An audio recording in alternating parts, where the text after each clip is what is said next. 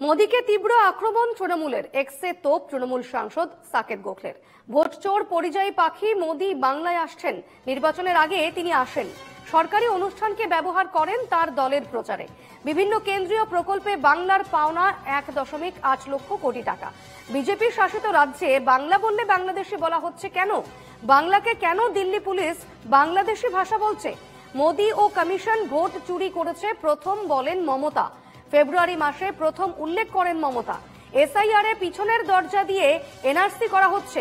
এসব বিষয়ে মোদী কবে কথা বলবেন? এক্সে পোস্ট তৃণমূল সাংসদ সাকেত গোখলের।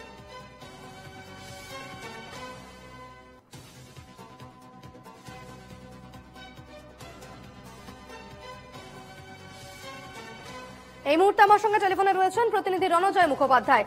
রণজয়, একেবারে মোদীর সফরের আগে রীতিমতো তোপ দাগছেন তৃণমূল সাংসদ সাকেত গোখলে। তিনি এক্সপোস্টে সরব হয়েছেন, কি জানাচ্ছেন, কি লিখছেন তিনি তার এক্সপোস্টে? দেখো, খুব স্পেসিফিক ভাবে নরেন্দ্র মোদী আসবেন তার কয়েক ঘন্টা আগে তৃণমূল কংগ্রেসের তরফ থেকে রীতিমতো কোয়েশ্চেন করা হচ্ছে প্রধানমন্ত্রী নরেন্দ্র মোদীকে, এবং তৃণমূল কংগ্রেসের রাজ্যসভার সাংসদ মুখপাত্র কেন্দ্রের দিল্লির সাকেত গোখেল তিনি রীতিমতো তোপ দেখেছেন এবং পয়েন্ট আউট করেছেন মোদী যেভাবে বাংলা বিদ্বেষ, বাংলা ভাষার প্রতি তার যেরকম বিদ্বেষ রয়েছে, সেই জায়গায় আজকে মানুষকে এসে জবাব দিন কেন তার বাংলার প্রতি বিদ্বেষ রয়েছে, কেন বাংলা মাতৃভাষার প্রতি বিদ্বেষ রয়েছে।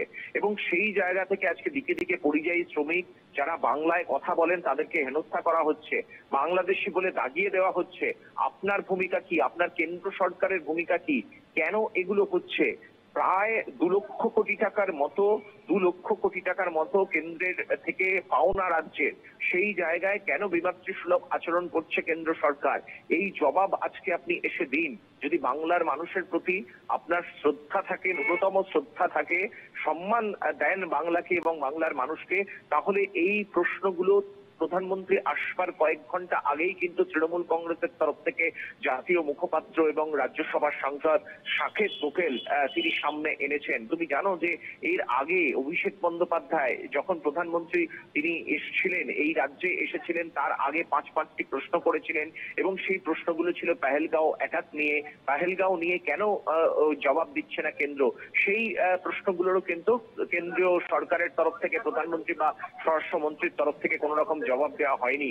আজকে তাৎপর্যপূর্ণ বিষয়, যখন আজকে পশ্চিমবঙ্গে আসছেন প্রধানমন্ত্রী নরেন্দ্র মোদী এবং আসার 24 ঘন্টা আগে গতকালও তিনি যেভাবে তিনি এক্স হ্যান্ডেলে পোস্ট করেছেন এবং সরাসরি ভাবে তিনি বলেছেন যে তৃণমূল কংগ্রেসের ওপর আস্থা হারাচ্ছে সাধারণ মানুষ এবং সেখানে বিজেপি যেভাবে কাজ করছে, ডেভেলপমেন্টের কাজ করছে, আগামী সময়ের মানুষের কাছে ভবিষ্যৎ যে বিজেপি, এই মর্মেই কিন্তু পোস্ট করেছিলেন দেশের প্রধানমন্ত্রী নরেন্দ্র মোদী।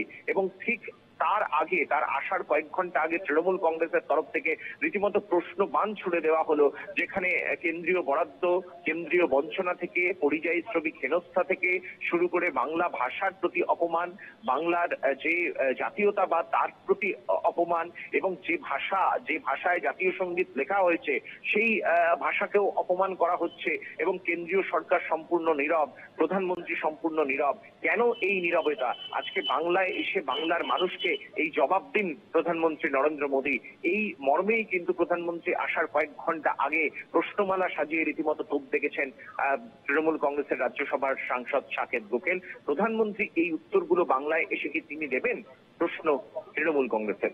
বেশ, অবশ্যই একেবারেই প্রধানমন্ত্রী যেহেতু আজ আসছেন এবং স্বাভাবিকভাবেই মেট্রোর উদ্বোধনের পর তার রাজনৈতিক সভা রয়েছে, প্রশাসনিক সভা রয়েছে, সেখান থেকে এই এক্সপোস্টের জবাব কি তিনি দেবেন সেদিকেই আমাদের নজর অবশ্যই থাকছে।